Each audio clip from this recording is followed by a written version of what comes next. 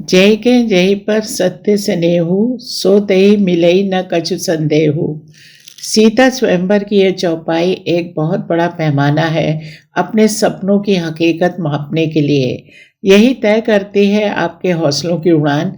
अक्सर ये सोचा जाता है कि लड़कियों का कैरियर और आगे बढ़ने की चौहद्दी शादी की चौखट लांघते समाप्त हो जाती है, लेकिन डॉक्टर करुणा शर्मा जब शादी कर नैनीताल से दिल्ली आई तो उनकी जिंदगी का आकाश उनके आगे इस तरह खुला कि 1977 से लेकर आज तक वो एक के बाद एक पड़ाव पार करती चली जा रही है। ये भाग्य और सौभाग्य से ज्यादा करुणा शर्मा के मनोबल का करिश्मा है कि वो रुकती नहीं है, नए रास्ते तलाश लेती हैं। शादी के समय बीए पास करुणा शर्मा हिंदी संस्कृत में एमए पीएचडी के बाद आजकल डीलिट पूरी करने में लगी हैं। पढ़ने पढ़ाने के अलावा उनके लेखन ने उनको राष्ट्रीय और अंतर्राष्ट्रीय पहचान भी दी। डॉक्टर करुणा शर्मा की प्रकाशित पुस्तकें हैं कमलेश्वर के कथा साहित्य में स्त्री विमर्श, विख्यात लेखिका चित्रा मुद्गल पर इनकी 3 किताबें हैं, उपन्यासों के झरोखे से चित्रा मुद्गल की कहानियां, सृजन के विविध रंग, बाल साहित्यकार चित्रा मुद्गल और प्रवासी साहित्यकार अमरेंद्र नारायण। डॉक्टर करुणा शर्मा का लीग से हटकर बहुत ही महत्वपूर्ण लेखन थम्मा सॉथ विश्वविद्यालय बैंकॉक थाईलैंड में जनवरी 2014 से जून 2017 तक के उनके प्रवास में हुआ। इस दौरान उन्होंने 4 बड़ी रोचक और शोधपरक किताबें लिखी। रामकियन रामायण का थाई रूप, वाल्मीकि रामायण और रामकियन एक तुलनात्मक अध्ययन, थाई एकता सूत्र और थाई भाषा में संस्कृत हिंदी शब्दावली। ये सभी किताबें भारतीय राजदूतावास बैंकॉक की वेबसाइट पर उपलब्ध हैं। अपने अध्यापन और लेखन के लिए डॉक्टर करुणा शर्मा को राष्ट्रीय अंतर्राष्ट्रीय स्तर पर सम्मानित किया गया। राष्ट्रीय अंतर्राष्ट्रीय मंचों पर उन्होंने अपने विचार और शोध पत्र साझा किए। आज मन के मौसम की मेहमान हैं डॉक्टर करुणा शर्मा। प्रमुख रूप से हम उनके लगभग 3.5 वर्षों के थाईलैंड प्रवास के रचनात्मक अनुभवों पर चर्चा करेंगे। तो बहुत स्वागत है डॉक्टर करुणा शर्मा आपका मन के मौसम में। नमस्कार। नमस्कार नीलम जी, मैं आपका हृदय से धन्यवाद ज्ञापित करती हूँ कि आपने मुझे मन के मौसम के लिए आमंत्रित किया। जी करुणा जी, बातचीत की शुरुआत हम आपके कैरियर और जीवन में आगे बढ़ने के सभी अवसरों पर आपके हमकदम रहे आपके पति के बहुमूल्य सहयोग की चर्चा से करना चाहेंगे।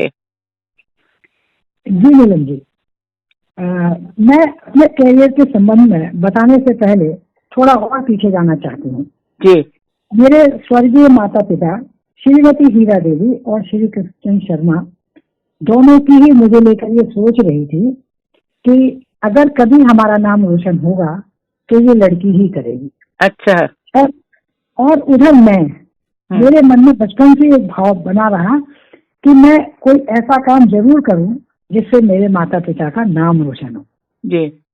बस हम तीनों की परस्पर मिली भावनाएं काम करती रही और शायद ये उन्हीं का आशीर्वाद रहा कि मैं पढ़ाई की ओर आगे बढ़ती ही चली गई। जी।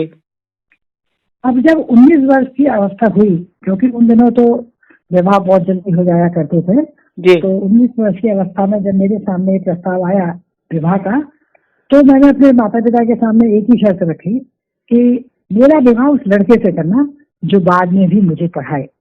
अच्छा। तो मेरे होने वाले पति श्री राजेंद्र कुमार जी के सामने जब उन्होंने ये प्रस्ताव रखा तो उन्होंने इस बात को सहर्ष स्वीकार कर लिया और उनकी सहमति मिलने पर मेरी प्रसन्नता का ठिकाना ना रहा। जी।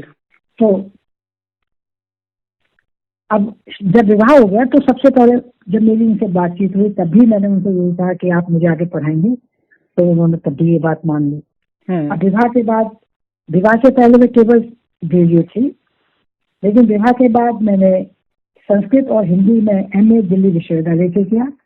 वहीं से मैंने बीएड की डिग्री प्राप्त की और वहीं से मेरी पीएचडी भी हुई।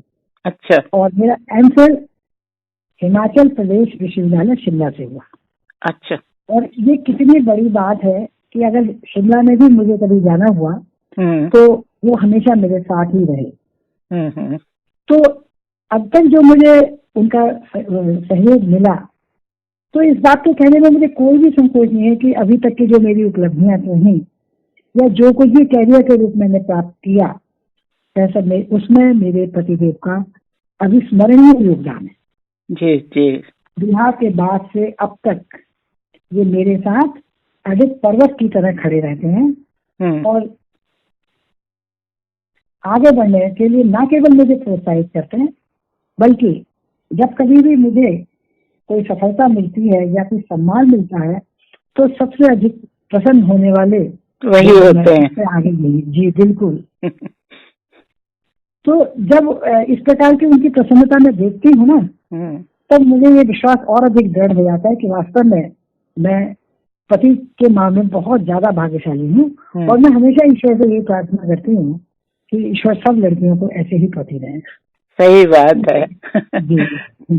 करुणा जी, थाईलैंड में हिंदी पीठ पर प्रथम अभ्यागत प्राध्यापक के रूप में जाने का सुअवसर आपको कैसे प्राप्त हुआ? हाँ मेरे जी, इसके पीछे भी ना एक बड़ी कहानी है। भारतीय सांस्कृतिक संबंध परिषद, जिसे ICCR भी कहते हैं जी, ये विभिन्न देशों में स्थापित पीठों के लिए, संस्कृत और हिंदी की पीठों के लिए वैकेंसीज निकालता है।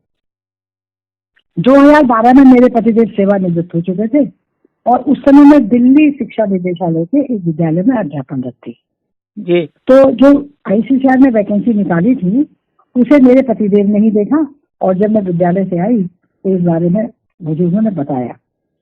उसी दिन हमने फॉर्म भी भर दिया था और क्योंकि मैं नौकरी करती थी तो मुझे अनापत्ति प्रमाण पत्र भी लेना होता है। तो अनापत्ति प्रमाण पत्र या उसको बोलते हैं NOC जी। तो उसके लिए हमने शिक्षा विभाग में वो फॉर्म जमा कराया और जब वो NOC मिल गया तो ICCR में ये खुद ही जमा करके आए। यहाँ आपको एक बात मैं बताना चाहूंगी कि जो भी बाहर के कामों में दौड़ धूप का समय लगता है तो उसको वे स्वयं ही कर लेते हैं, मेरे उस समय को बचा लेते हैं और जो मुझे और उस बचे हुए समय का प्रयोग मैं केंद्रित विषय परिश्रम करने में लगा देती हूँ। उनका जो इस प्रकार का सहयोग है ना वो मेरे लिए बहुत मायने रखता है। जी जी। जब ICCR में फॉर्म चला गया और ICCR से साक्षात्कार का बुलावा आया और उसमें मेरा जब चयन भी हो गया और चयन होने के बाद ऑन डेपुटेशन थाईलैंड के दूसरे सबसे बड़े विश्वविद्यालय थम्मसाद विश्वविद्यालय बैंकॉक के प्रीडी वनमयोंग इंटरनेशनल कॉलेज में स्थापित हिंदी पीठ पर प्रथम अभ्यागत प्राध्यापक के रूप में मेरी नियुक्ति हो गई। ये बहुत बड़ी उपलब्धि थी। सही बात है जी। अच्छा करुणा जी, लगभग 3.5 वर्ष आप बैंकॉक में रही, वहाँ जो शिक्षण का काम था उसमें भाषा की समस्या का कैसे समाधान हुआ और किस तरह के दायित्व थे आपके वहाँ पर? देखिए, क्योंकि एक सपना था मेरा विदेश में पढ़ाने का, तो मैं बहुत उत्साहित थी जब मुझे वहाँ का नियुक्ति पत्र प्राप्त हुआ था। और जैसे ही मुझे नियुक्ति पत्र मिला तभी मैंने विदेशों में अध्यापन के समय आने वाली चुनौतियों के बारे में विभिन्न संबद्ध लोगों से बातचीत की, जिनमें वो लोग शामिल थे जो विदेशों में पढ़ाकर आ चुके थे। उनके साथ कुछ समस्या का समाधान तो हुआ, लेकिन चुनौतियां आने वाली थी उनका सर्वाधिक समाधान मिला मुझे PhD में मेरे शोध निर्देशक रहे परम श्रद्धेय गुरुवर प्रोफेसर पूरन चंद टंडन जी से। जी जी। उन्होंने मुझे केंद्रीय हिंदी संस्थान दिल्ली में भेजा और उन प्रकाशकों के पास भेजा जहां से मुझे विदेशी छात्रों को हिंदी पढ़ाने के लिए विभिन्न प्रकार की पुस्तकें और सहायक सामग्री मिल सकती थी। तो वहां जाने से पहले मैंने मेरे ख्याल से 8-10 महीने शोध परक अध्ययन किया और एक बात और इसमें सबसे ज्यादा सहयोग मिला मुझे मेरे श्री रामचंद्र मिशन के अभ्यर्थियों में प्रिय कपिल देव और प्रिय भोला शर्मा से।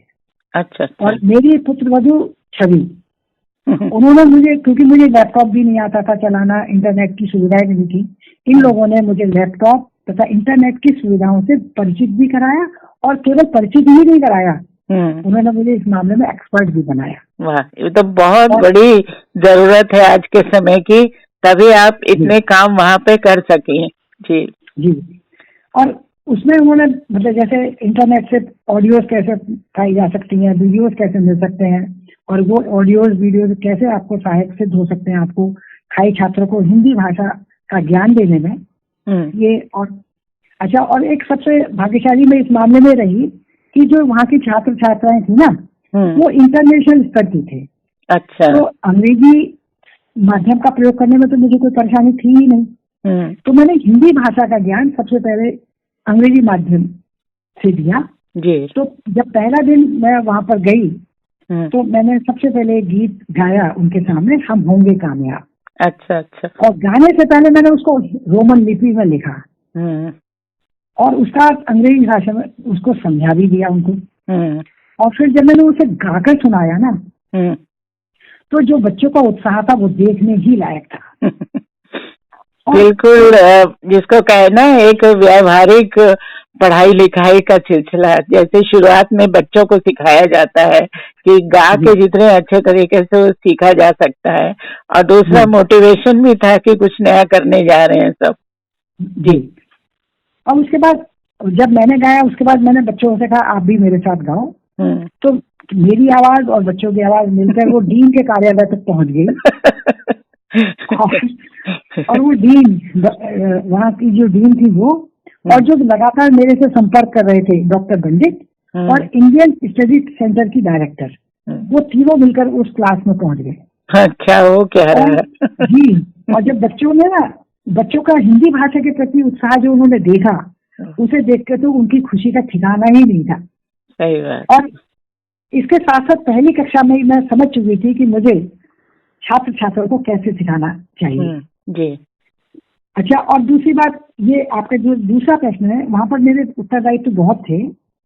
हिंदी पीठ पर नियुक्त होने के कारण जो हिंदी के पाठ्यक्रम को सत्रबद्ध तैयार करना, परीक्षाओं के प्रश्न पत्र तैयार करना, हिंदी के प्रचार प्रसार के लिए होने वाले कार्यक्रम जैसे थाईलैंड हिंदी परिषद की मासिक संगोष्ठी, समय समय पर लगने वाले Thai Bharat fun fair, Holi के उपलक्ष्य में होने वाले कार्यक्रम आदि में छात्र छात्राओं को मैं वहाँ पर ले जाया करती थी। और जो वहाँ पर शब्दों का प्रयोग होता था ना, उसके बारे में भी मैं उन्हें बच्चों को वहीं पर समझा देती थी। इसके साथ ही जो हिंदी शिक्षण में आने वाली समस्याओं के समाधान के लिए प्रशासन, चाहे वो थाई प्रशासन हो अथवा भारतीय राजदूतावास, बैंकों को, उन सबसे बातचीत करना और उन समस्याओं का निदान करना भी मेरा ही दायित्व था। अगर इन सारी बातों को मैं संक्षेप में कहूँ तो मैं एक वाक्य में यही कहूंगी कि हिंदी शिक्षण और उसके पूरे प्रशासन की जिम्मेदारी मेरी ही थी। दायित्व मेरा ही था और बखूबी निभाया आपने।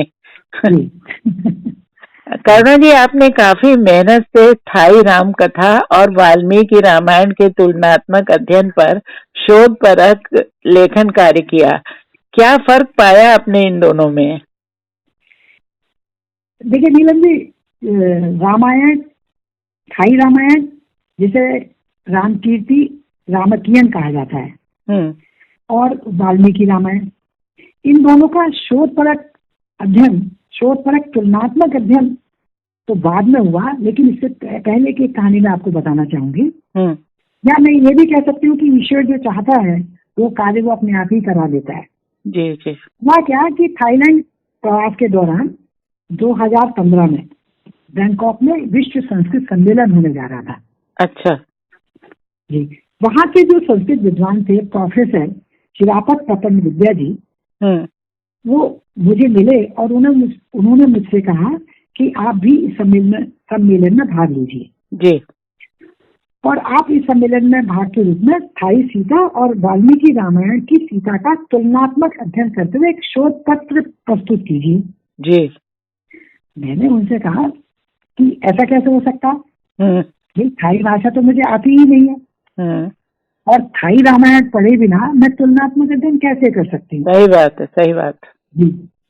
तो उन्होंने मुझे ये बताया कि थाई रामायण की अंग्रेजी में संक्षिप्त प्रस्तुति भी है। मैंने कहा, अच्छा। संक्षिप्त प्रस्तुति किसने की? तो वो कहने लगे, गुरुदेव रविन्द्रनाथ टैगोर ने थाईलैंड में श्री सत्यानंद पुरी जी को भेजा था। उन्होंने यहाँ आकर थाई भाषा का अध्ययन किया और उस थाई रामायण की अंग्रेजी में संक्षिप्त प्रस्तुति की वो आपको मिल सकती है। और आप थाई रामायण की संक्षिप्त प्रस्तुति का अध्ययन करके संस्कृत विश्व सम्मेलन में अपना शोध पत्र प्रस्तुत कर दीजिए। देखिए, रास्ते ऐसे ही खुलते हैं। जी बिल्कुल। अब वो तो संस्कृत विश्व सम्मेलन में दोनों का तुलनात्मक अध्ययन करते हुए शोध पत्र तो मैंने प्रस्तुत कर दिया, किंतु बात यहीं पर समाप्त नहीं हुई। मेरे मनोमस्तिष्क में एक ही बात घूमती रही कि थाई रामायण तो बहुत अलग है जी, क्यों ना इसका हिंदी में अनुवाद किया जाए। जब इसका हिंदी में अनुवाद हो जाएगा तो हिंदी भाषी लोग थाई रामायण की विशिष्टता से परिचित हो सकेंगे। जी जी। बस ये विचार बन लाया और थाई रामायण का हिंदी अनुवाद रामकीर्ति, रामकियन रामायण का थाई रूप के रूप में इसका अनुवाद हो गया। यहाँ पर एक बात मैं आपको बताना चाहूंगी कि थाई रामायण का अनुवाद करते समय थाई भाषा की एक विशिष्टता का भी पता चला। वो क्या थी? कि वो ये थी कि वहाँ की जो लिखने और बोलने की जो भाषा है उसमें शब्द अलग अलग होते हैं। अच्छा जी। जैसे थाई रामायण को लिखा तो जाता है रामकीर्ति और बोला जाता है रामकियन। अच्छा जी। और जैसे रावण है, रावण एक पात्र है रामायण का, तो वहां पर लिखा जाता है दसकंठ और बोला जाता है थोसाकंठ। ऐसे बहुत सारे शब्द हैं। और जब इसका अनुवाद हो गया तो ये तो मुझे पता चल चुका था कि वाल्मीकि रामायण से थाई रामायण में बहुत अंतर है।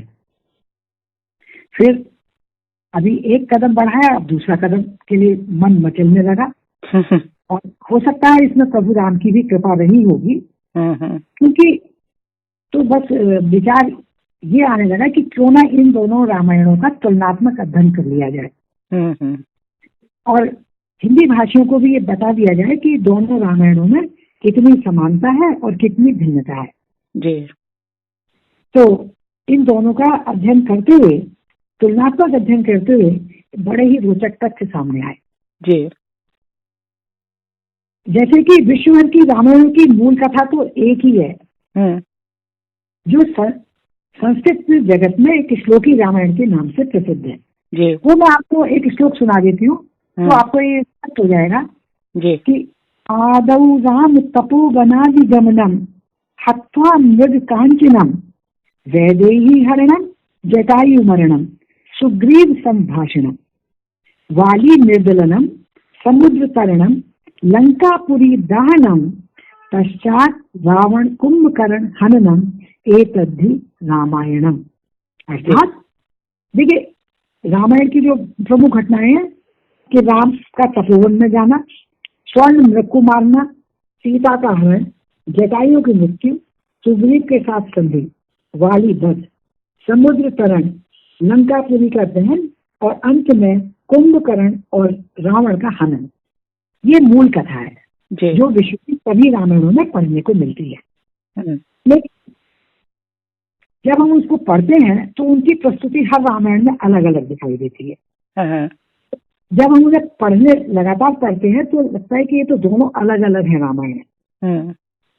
तो क्योंकि दिमाग तो शोध परख हो ही चुका था, तो जब इसी कारण की खोज करने का प्रयास किया तो यही निष्कर्ष निकल के सामने आया कि कोई भी कथा जब विभिन्न मार्गों का अनुसरण करती हुई दूसरे स्थानों में पहुंचती है तो उसका स्वरूप वहां जाकर बदल जाता है, वहां के हिसाब से बदल जाता है। बिल्कुल, क्योंकि राष्ट्र में जो भी स्थान पड़ते हैं तो स्थान विशेषों की सभ्यता, संस्कृति, भाषा और कला, काल और परिस्थिति, इसके साथ ही रचनाकार के भाव और उसकी संवेदना भी कथा पर प्रभाव डालती है जी। तो इन सब के कारण उनका स्वरूप बदल जाता है।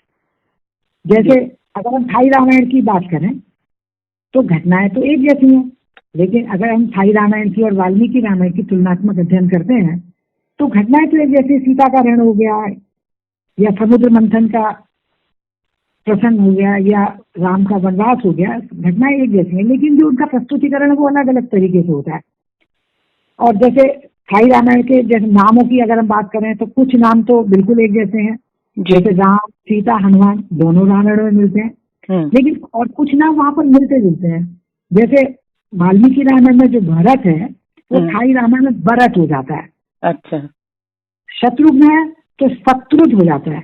विभीषण है तो थाई रामायण में विवेक हो जाता है। लक्ष्मण है तो वहां पर लक्षण हो जाता है। लेकिन कुछ नाम बिल्कुल ही अलग है, जैसे मंथरा को वहां पर कुक्की कहते हैं, उसको मंकुट कहा जाता है, रावण को रसकंठ या फूसाकन कहा जाता है। अच्छा, और एक और अंतर दिखाई दिया कि वाल्मीकि रामायण में राम एक सर्वोच्च देवता के रूप में माने जाते हैं, जबकि थाईलैंड में जो राम है वो ईश्वर के अधीनस्थ देवता के रूप में सामने आते हैं। अच्छा जी। और भारत में रामायण एक प्रमुख धार्मिक, आध्यात्मिक, साहित्यिक और सांस्कृतिक ग्रंथ के रूप में माना जाता है, जबकि थाईलैंड में ये साहित्यिक और सांस्कृतिक ग्रंथ के रूप में माना जाता है। जी। एक इन दोनों रामायणों के पात्र जो हनुमान है उनके संबंध में एक बड़ा ही रोचक तथ्य मेरे सामने आया, जिसे मैं आपके साथ बांटना चाहूंगी। जी जी। जैसे हमने सबने बचपन से ही सुना है और वाल्मीकि रामायण में भी यही वर्णित है कि हनुमान जी एक आदर्श पात्र हैं। वे उच्च कोटि के वक्ता हैं, बहुत बुद्धिमान है, विद्वान है, शूरवीर हैं और पराक्रमी भी हैं, बाल ब्रह्मचारी भी हैं। किसी भी के प्रति उनका आकर्षण वर्णित नहीं है। वे केवल राम के प्रति अपने आप को समर्पित किए हुए जी, उनके अनन्य भक्त हैं। और राम कीर्ति में भी काफी गुण उनके वाल्मीकि रामायण से मिलते रहते हैं कि वो राम कीर्ति में भी जो हनुमान है वो शूरवीर और पराक्रमी है, बुद्धिमान, विद्वान है, वाक्पटु है, राम की सेवा के लिए समर्पित है। लेकिन कुछ बातें उन्हें वाल्मीकि रामायण से अलग करती हैं। वो है कि वे विशिष्ट चिन्हों से युक्त हैं। राम कीर्ति के हनुमान विशिष्ट चिन्हों से युक्त हैं, समयानुसार छल कपट का सहारा भी लेते हैं। अच्छा जी, वे बाल ब्रह्मचारी भी नहीं है वहां पर। अरे जब भी उन्हें कोई सुंदर स्त्री दिखाई देती है उसके प्रति वे खुश होते हैं, लेकिन उनके स्वरूप की एक विशेषता ये भी है कि स्त्री की सहमति के बिना वे आगे नहीं बढ़ते। तो ऐसी अन्य अनेक घटनाएं आपको दोनों का तुलनात्मक अध्ययन करने में देखने को मिलेंगी। जी। करुणा जी, वहाँ आपको हिंदी पीठ के प्रशासन और थाई छात्रों से किस तरह का सहयोग और प्रोत्साहन मिला? देखिए नीलम जी, ये बात तो मैं आपको पुनः कहना चाहूंगी कि मैं बहुत भाग्यशाली रही कि वहां पर जाने के बाद मुझे थाई प्रशासन और थाई छात्र छात्राओं का जो सहयोग मिला उसकी जितनी भी मैं प्रशंसा करूँ ना उतनी ही कम है। एक बार थाईलैंड में जो हिंदी के विद्वान कित्ती फोंग कुलकर्ण है जो भारत के केंद्रीय हिंदी संस्थान आगरा से हिंदी पढ़कर आए थे, उनसे मेरी बातचीत हुई और बातचीत में मैंने उनसे कहा कि मुझे थाई सभ्यता संस्कृति के बारे में कुछ बताएं, तो इनकी संयोग कैसे बनता है। तो उनके पास थाई लेखिका पौर्न तिमोल सेनावांग द्वारा अंग्रेजी में लिखी हुई थाई टाइज नाम की पुस्तक उनके पास थी और उन्होंने वो किताब निकाली और मुझे पकड़ाते हुए कहा कि थाईलैंड के बारे में जितनी भी जानकारी चाहिए वो सारी इस पुस्तक में उपलब्ध है। वाह, क्या बात है, खजाना खुल गया। बिल्कुल खजाना खुल गया। अब किताब मैंने पढ़ी, मतलब आप ये देखिए ना, जैसे वाल्मीकि रामायण और थाई रामायण का जो तुलनात्मक अध्ययन हुआ उसके प्रति भी उत्साह जैसा था वैसे ही इसके प्रति हुआ कि ये पुस्तक इतनी अच्छी थी कि मैंने इसका भी हिंदी अनुवाद करने का मन बना लिया और पुस्तक का अनुवाद थाई एकता सूत्र में करने के बाद उसकी छपाई का प्रस्ताव जब मैंने अपने कॉलेज प्रशासन के सामने रखा तो उन्होंने उसे छापने की पूरी प्रशासनिक कार्रवाई करने के बाद न केवल उसे छापा, उसके साथ साथ उसकी डीवीडी भी बनवाई। जी, और उन्हें थाई भारत फन फेयर में बंटवाया भी, और 100 पुस्तकें उन्होंने मुझे भी दी। वो इतनी मतलब जानकारी भरी चीज थी कि उस बहाने जो प्रचार प्रसार इस पूरे मामले का सब जगह हो सकता था, उसके लिए डीवीडी तो बहुत जरूरी थी। जी जी। और देखिए, और उस पुस्तक का अनुवाद करने का जो परिणाम हुआ, उससे बच्चों को, क्योंकि थाई एकता सूत्र के रूप में आई, हिंदी में आई, और बच्चे अपने, कोई भी बच्चा अपने भाषा से और अपनी संस्कृति से प्रेम तो करता ही है। तो जब मैंने पुस्तक बच्चों के सामने रखी, तो उस पुस्तक के माध्यम से हिंदी पढ़ाने में आने वाली जो समस्याएं थी ना, वो भी सूझी। जी जी, बहुतों के लिए रास्ता बनाए आप। जी जी। मैं इंडियन कल्चर सेंटर बैंकॉक में भी हिंदी पढ़ाने जाती थी, और वहाँ बहुत मतलब छोटे से छोटे, बड़े से बड़े इस उम्र के बच्चे पढ़ने के लिए आया करते थे। तो उन बच्चों को भी जब मैंने रामकीर्ति और थाई एकता सूत्र के बारे में बताया, तो उन्हें भी बहुत अच्छा लगा, और जब मैंने उन्हें पुस्तकें दी वो वाली, तो उन्हें भी बड़ी आत्मीयता की अनुभूति हुई। सही बात है। एक और पुस्तक के बारे में मैं आपको बताना चाहूंगी। थाई भाषा में संस्कृत हिंदी शब्दावली मैंने वहां पर तैयार की। जी। और उसमें मुझे वहां के संस्कृत के विद्वान प्रोफेसर चिरापत प्रपन्न विद्या का भी बहुत सहयोग मिला। जी। और उस पुस्तक को जो छपवाया, वो थाईलैंड हिंदी परिषद के अध्यक्ष और हिंदी के विद्वान तथा कवि श्री सुशील धामुका जी ने। तो इतने सारे सहयोग को मिलने के पश्चात मैं बिल्कुल गर्व के साथ कह सकती हूँ कि थाईलैंड प्रवास में मुझे थाई छात्र छात्राओं, वहाँ के कॉलेज प्रशासन और वहाँ के लोगों के साथ साथ वहाँ रह रहे भारतीय विद्वानों और भारतीय राजदूतावास का जिस प्रकार का सहयोग और आत्मीयता मिली, वह मेरे लिए सचमुच अविस्मरणीय है। यही कारण था कि जब मैं थाईलैंड से जब भारत आई, तो मेरी लगातार आंसुओं को प्रवाहित किए ही चली जा रही थी। सही, आपको जैसे भारत से वहां जाते समय लग रहा होगा, वैसे ही अपने देश से लौटते हुए महसूस हो रहा होगा। इतना काम किया आपने कि वो जगह भी आपकी अपनी हो गई। जी बिल्कुल, सबने बहुत सहयोग किया, बहुत सहयोग किया। करुणा जी, इस अनुभव ने आपके जीवन को एक तरह से कहें बदल ही दिया। अनेक राष्ट्रीय अंतर्राष्ट्रीय अवसरों से आप जुड़ी, कुछ उनकी चर्चा करते हैं आप। जी, ये नीलम जी, ये बिल्कुल सच है कि थाईलैंड प्रवास के कारण मुझे अंतर्राष्ट्रीय स्तर पर ख्याति मिली। जैसे मैं वहां पहुंची, जनवरी 2014 में जब वहां पहुंची, तो भारतीय राजदूतावास बैंकॉक द्वारा एक अंतर्राष्ट्रीय सम्मेलन का आयोजन किया जा रहा था। जी। तो वहां के राजदूत महोदय ने मुझे उसके संयोजन का अवसर दिया, और इसके बाद जो एक रोचक तथ्य मैं आपके सामने साझा करने जा रही हूँ, वो ये था कि मैंने 2015 में रामकीर्ति का अनुवाद किया था। और उस अनुवाद को मैंने उस समय के राजदूत श्री हर्षवर्धन श्रृंगला जी, जिनकी 2023 के G20 सम्मेलन में मुख्य संयोजक की महत्वपूर्ण भूमिका भी रही है, जी, उनके सामने उस अनुवाद का जिक्र किया और उसे छपवाने का प्रस्ताव रखा। तो देखिए नीलम जी, उन्होंने न केवल उसे छपाया, बल्कि 2015 में थम्मसाद विश्वविद्यालय में स्थापित इंडियन स्टडीज सेंटर द्वारा आयोजित किए जाने वाले एक अंतर्राष्ट्रीय रामायण सम्मेलन, एक perspective of the Ramayana in India and ASEAN में रामकीर्ति रामायण का थाई रूप पुस्तक का विमोचन भी हुआ, और उसमें वक्ता के रूप में अपनी बात कहने का मुझे अवसर भी मिला। जी, बहुत बड़ी बात है। जी, और 2015 में तत्कालीन विदेश मंत्री माननीय सुषमा स्वराज ने 2015 में होने वाले विश्व हिंदी सम्मेलन भोपाल में वक्ता के रूप में मुझे आमंत्रित किया। जी, बहुत अच्छा अनुभव रहा वहाँ पर, क्योंकि विश्व हिंदी सम्मेलन में आपके पास भी बहुत कुछ था कहने के लिए, और उस आयोजन में शामिल होना आपके लिए भी बहुत अच्छा अनुभव रहा होगा। जी, मैं सच कहूँ तो ये मेरे जीवन का सबसे सुनहरा और शानदार पल था। जी। अच्छा, और देखिए, भारतीय राजदूतावास बैंकॉक के प्रशंसनीय सहयोग के कारण भोपाल में विभिन्न देशों से आए हिंदी के विद्वानों को रामकीर्ति की 300 पुस्तकों का वितरण भी किया गया। जी। और इसके कारण राष्ट्रीय और अंतरराष्ट्रीय स्तर पर बनी मेरी पहचान में और वृद्धि हो गई। जी जी, कहाँ तक पहुंच गई वो किताब? जी, मुझे तो लगता है जितने भी विद्वान वहां पर आए हुए थे देश और विदेश के, लगभग सबको मिल गई वो किताब जी।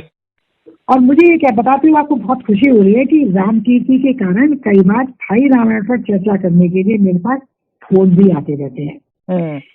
अब इसी के कारण ही अभी जनवरी 2023 में ब्रह्म ऋषि मिशन समिति जबलपुर द्वारा आयोजित तृतीय विश्व रामायण सम्मेलन में वक्ता के रूप में मुझे बुलाया गया। जी। अच्छा, थाईलैंड प्रवास के कारण ही दिल्ली दूरदर्शन द्वारा थाईलैंड प्रवास का अनुभव साझा करने के लिए और थाई रामायण, रामकीर्ति, रामकियन और वाल्मीकि रामायण का तुलनात्मक अध्ययन करने का अनुभव साझा करने के लिए मुझे 2 बार आमंत्रित भी किया गया और दोनों बार ही उसका सीधा प्रसारण हुआ। जी जी, बहुत सारे दर्शकों से आप जुड़ गई। जी जी जी। श्री बाबा साहेब अम्बेडकर मराठवाड़ा यूनिवर्सिटी औरंगाबाद तथा यूके ब्रिटेन के संयुक्त तत्वावधान में 2016 में आयोजित अंतर्राष्ट्रीय सम्मेलन में मुख्य वक्ता के रूप में मुझे आमंत्रित किया गया। जी। हिंदी संगठन मॉरिशस, ऋषि दयानंद संस्थान, आर्य सभा व आधारशिला के संयुक्त तत्वावधान में आयोजित अंतर्राष्ट्रीय हिंदी सम्मेलन में वक्ता के रूप में मॉरिशस जाने का भी सुंदर अवसर प्राप्त हुआ। जी जी। जनवरी 2020 में हंसराज कॉलेज दिल्ली विश्वविद्यालय द्वारा आयोजित किए गए अंतर्राष्ट्रीय हिंदी सम्मेलन में भी मेरी भूमिका वक्ता के रूप में ही रही। जी जी। राष्ट्रीय स्तर पर तो बहुत संस्थाओं के द्वारा बुलाया जाता है। इस अनुभव के बारे में यद्यपि बहुत सारे और भी बातें हैं बताने के लिए, लेकिन संक्षिप्त में अगर मैं एक बात कहना चाहूंगी तो मैं यही कहूँगी कि यह मेरे जीवन का स्वर्णिम अक्षरों में लिखा जाने वाला अनुभव है। बिल्कुल बिल्कुल। जो समय समय पर आकर मुझे गुदगुदाता रहता है और उदास पलों को रोमांचित कर फिर से एक नई ऊर्जा का संचार कर जाता है।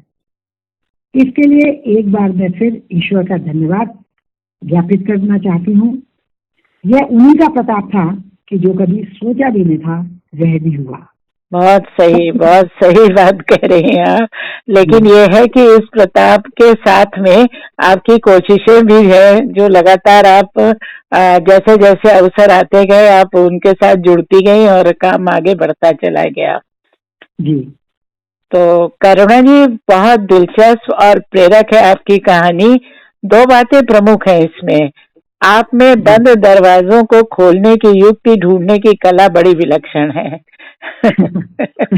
थाईलैंड जाने से पहले टेक्नोलॉजी से लेकर वहां की संभावित चुनौतियों की जो तैयारी आपने की, उससे आपको वहां जाकर रास्ते खोजने में काफी मदद मिली। बिल्कुल जी। जाहिर है जिज्ञासु और कर्म योगी की मदद के लिए लोग भी आगे आते हैं और कुल मिलाकर आपने 2 देशों की राम कथाओं के अध्ययन से ऐसी जानकारियां पाठकों और श्रोताओं तक पहुंचाई कि लोग बार बार उन्हें पढ़ना और सुनना चाहते हैं। सच कहते थे आपके पिता कि ये बेटी उनका नाम करेगी रोशन, और सच्चे जीवन साथी हैं आपके पति जो आपकी हर खुशी को अपनी खुशी मानते हैं। बहुत बधाई डॉक्टर करुणा शर्मा जी। जब मंजिल मिल जाती है तो बहुत सुकून होता है, लेकिन यह भी सच है कि सुकून के लिए आपने बड़े धैर्य से अपना सफर जारी रखा। तो बहुत धन्यवाद मन के मौसम में शामिल होने के लिए और अपनी कहानी सुनाने के लिए। जी बहुत बहुत धन्यवाद नीलम जी, बहुत बहुत धन्यवाद, हृदय से धन्यवाद। नमस्कार। ठीक है नमस्कार।